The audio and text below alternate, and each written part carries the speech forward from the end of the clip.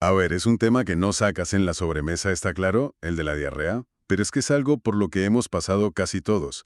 Y más allá de, bueno, de lo incómodo que es, ¿qué pasa de verdad en nuestro cuerpo? Hoy vamos a meternos a fondo en eso. Sí, vamos a hacer un poco de... Eso.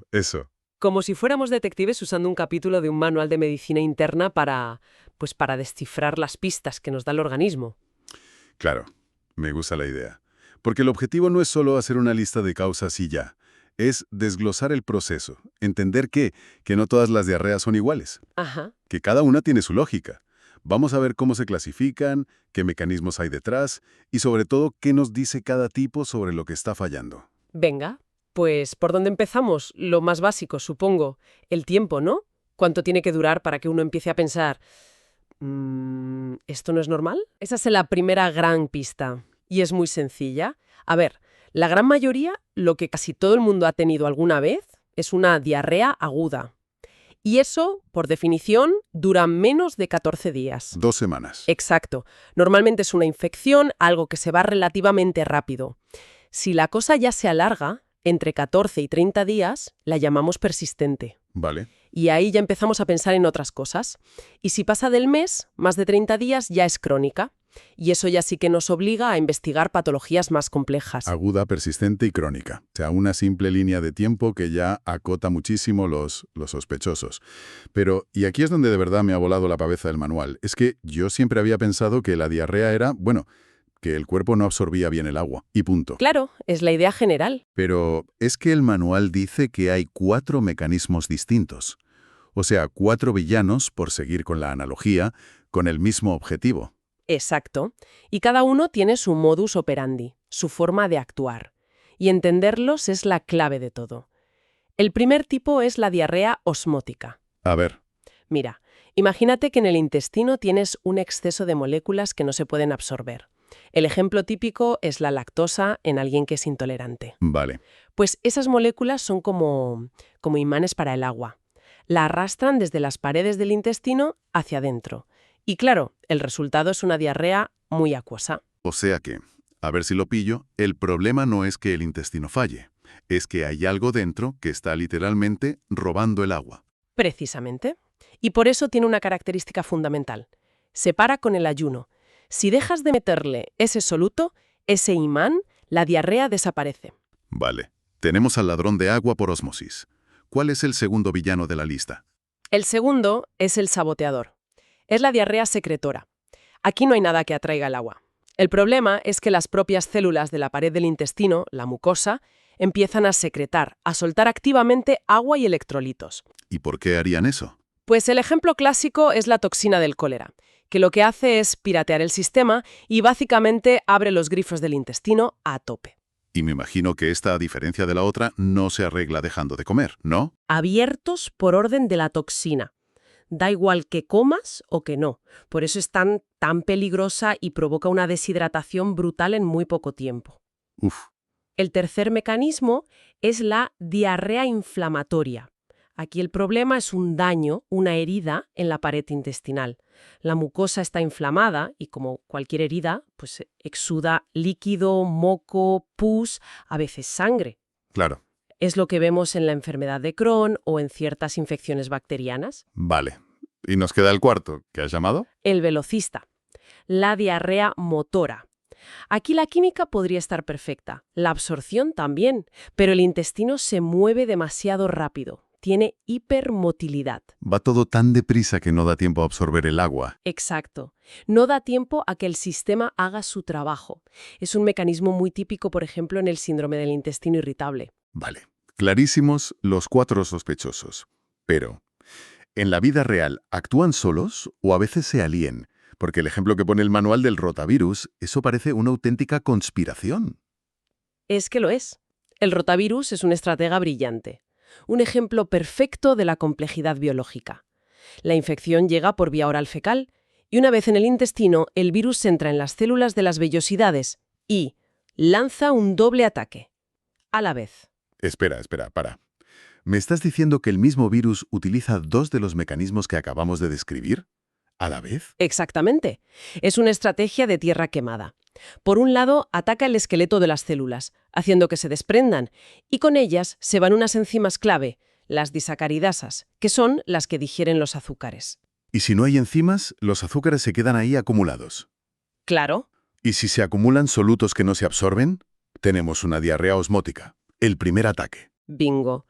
Pero es que, al mismo tiempo, una de las proteínas del virus, la NSP4, funciona como una toxina. Hace que se libere un montón de calcio dentro de las células, y ese calcio provoca la liberación de serotonina. Serotonina, la de la felicidad. Pero, ¿qué pinta la serotonina en medio de una infección en el intestino? Pues pinta y tela.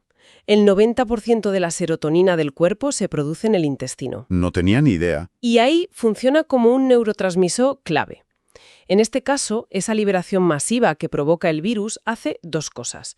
Primero, aumenta la motilidad, de ahí los ruidos de tripas, y relaja esfínteres. Y segundo, y aquí viene el golpe de gracia, esa serotonina abre unos canales de cloro en las células. Ajá. El cloro sale en tromba hacia el intestino y, claro, el agua le sirve. O sea, una diarrea secretora en toda regla. Es que es increíble. El virus te rompe el sistema de absorción para crear una diarrea osmótica y a la vez te piratea el sistema de secreción para causar una diarrea secretora. No deja nada al azar. Pero es que la conspiración no acaba ahí, ¿eh? Aún hay más. Esa misma serotonina que se libera en el intestino no se queda solo ahí. Estimula unas vías nerviosas que viajan directas hasta el bulbo raquídeo, en la base del cerebro, y activan el centro del vómito. Claro. Ahora todo encaja. Por eso las infecciones por rotavirus casi siempre son diarrea y vómitos. Un solo bicho que te monta un ataque combinado en el intestino y además un síntoma a nivel del sistema nervioso central. Es fascinante y aterrador a partes iguales. Totalmente. Y demuestra esa conexión tan increíble que hay entre el intestino y el cerebro, lo que llaman el eje intestino-cerebro. El segundo cerebro, ¿sí? Una molécula que se libera en el intestino puede activar un reflejo directamente en el cerebro. Una pasada. Vale, pues entendidos los mecanismos, vamos a ver cómo se manifiestan. El manual describe varios perfiles de diarrea, según el aspecto. Y empieza con una que es muy visual, la acuosa profusa. La descripción es agua de arroz. Es que esa imagen es la clave del diagnóstico, vamos, es la firma del cólera. Las heces son liquidísimas, blanquecinas, casi no huelen, pero lo que define el cólera es el volumen. Puede ser de hasta 1 litro por hora. 1 litro por hora. Madre mía. Sí, es como tener un grifo abierto, te lleva a una deshidratación gravísima en cuestión de horas. Y el manual nos recuerda que la bacteria, el Vibrio cholerae, vive en estuarios y en crustáceos. Bueno, pasemos a algo que suena bastante peor. La diarrea disentérica. El manual añade mucopus sanguinolenta, o sea, moco, pus y sangre. Esto ya no es un problema de agua, no. Esto es una batalla campal. Totalmente. Disentería es sinónimo de invasión y de destrucción. Aquí la bacteria no se limita a soltar una toxina, no. Invade y mata las células de la mucosa intestinal. Vale. Las causas típicas son bacterias como la Shigella o la famosa E. coli o E157H7. Y a diferencia del cólera, las deposiciones son pequeñas pero muy, muy frecuentes, con un olor muy fuerte. Y siempre se acompaña de fiebre alta y un dolor de barriga tipo cólico, un retorcijón muy intenso. Es la diarrea inflamatoria que decíamos antes, claro. Justo. Vale. El siguiente tipo que describe el manual es la esteatorreica. Y la descripción es heces intensa. Dice que son heces voluminosas, pálidas, brillantes y malolientes, que puede hacer que tengan ese aspecto tan particular. La palabra clave ahí es brillantes. Ese brillo es grasa.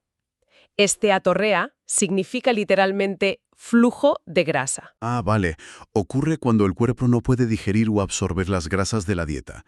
Y esto puede ser por dos motivos principales. O el páncreas no produce las enzimas que rompen las grasas, o la pared del intestino está tan dañada que no puede absorberlas. Claro, y supongo que eso tiene más consecuencias. Sí, además del aspecto de las heces, provoca pérdida de peso y un déficit de las vitaminas que necesitan grasa para absorberse, la A, la D, la E y la K. Y has dicho que una causa puede ser el daño en el intestino.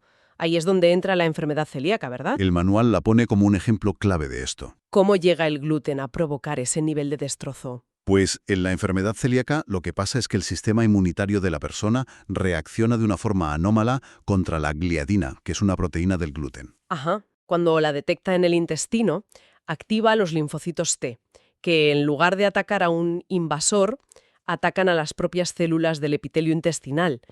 Es fuego amigo, básicamente. Y ese ataque constante es lo que causa el daño. Exacto. El resultado es lo que se llama atrofia vellositaria. Las vellosidades del intestino, que son como millones de deditos microscópicos que sirven para aumentar la superficie de absorción, pues se acortan, se aplanan por ese ataque. Claro. La imagen del manual es tremenda.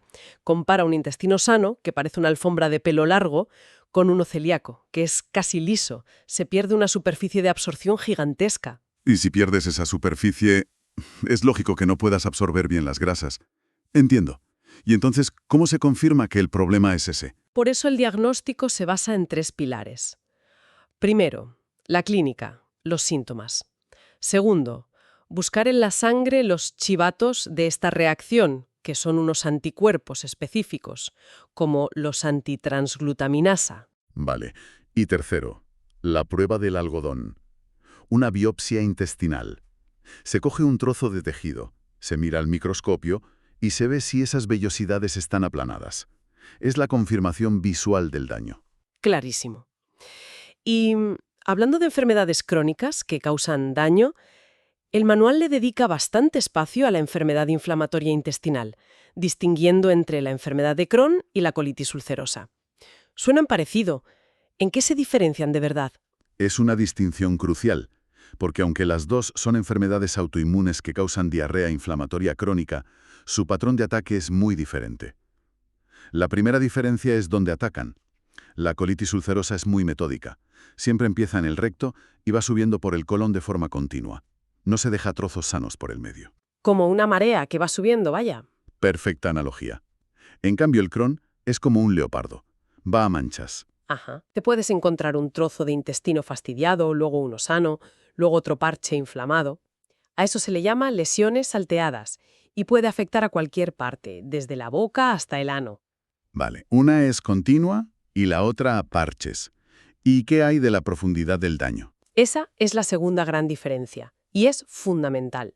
La colitis ulcerosa es superficial, solo afecta a la capa de dentro, la mucosa. Es como un arañazo en la pared. Entiendo. El Crohn, sin embargo, es transmural. La inflamación atraviesa todo el grosor de la pared, de dentro a fuera. No es un arañazo, es una puñalada. De hecho, a las úlceras del Crohn se las describe como empuñalada, profundas y lineales. Esa imagen es muy potente. Y que atraviese toda la pared debe tener consecuencias graves, me imagino.